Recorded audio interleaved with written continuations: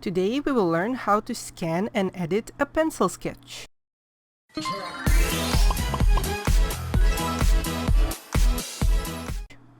Hello fellow unicorns! Before we start, please click the little bell button and subscribe. Most of you might not be aware of this, but when you take a photo of your art or scan it, it can look too pale, and your art might go unnoticed because of it, no matter how good your art is. By editing a photo or scan of your artwork, you can make it look more impressive and attract people to look at your art, your page, your gallery, and help you in your art career. Today we will focus on a black and white pencil sketch, and in the next video I will show you how to edit a scan of a colored piece. This is exclusive knowledge, usually not mentioned by artists. This is exclusive knowledge, usually not mentioned by artists. It makes the artwork look more sharp and colorful, and some artists consider it cheating, but don't worry, if you wish to be a noticed, successful artist, you need to adapt your art from paper to a computer screen. And this is just the process to help you. I will show you the settings for editing in Photoshop, but any software for viewing and editing photos has similar settings, so don't worry about having a fancy software. You can even edit a photo of your art on your phone. You just need to know which settings you need. I will later on demonstrate this in a simple procedure of editing a photo for Instagram. As you can see, my regular pencil sketch of Asuna from Sword Art Online does not look that sharp or impressive right now.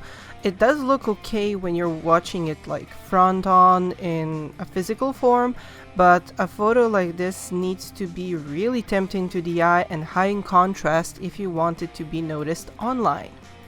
For scanning a sketch or a line art, you will need a scanner, but you can also download some free scanning phone apps you can use. But for the best result, you will need a good DPI. DPI is a resolution of 200 or 300, which is optimal for really quality artwork. Of course, if you're doing a sketch or a line art, it's important to know that it needs to be in a black and white setting. For this next step, you can use a shortcut Ctrl and letter L to get levels, which are these three sliders. You have a black, gray, and white slider.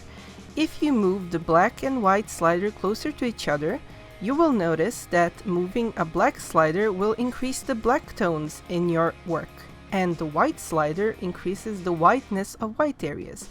But the gray slider, when you pull it on the right side, you will get the perfect result.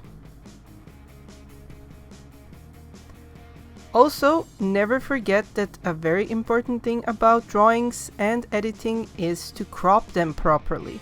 As you can see, my artwork is smaller than the A4 format of my scanner, so I'm using the crop tool, which has a keyboard shortcut C, to make this artwork aligned and ready for print.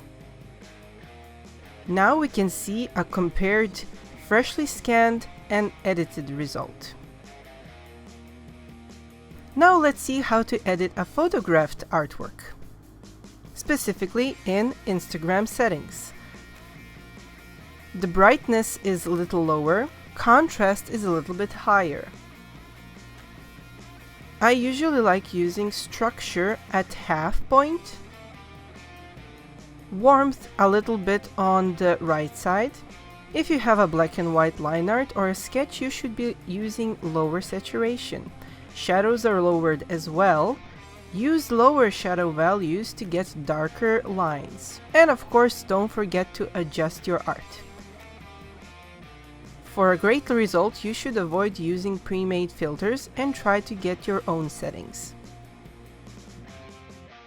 I hope you guys enjoyed the video, and if you would like to learn how to draw manga, please check out my book Manga Crash Course, available in 4 different languages, as well as my latest book Manga Crash Course Fantasy.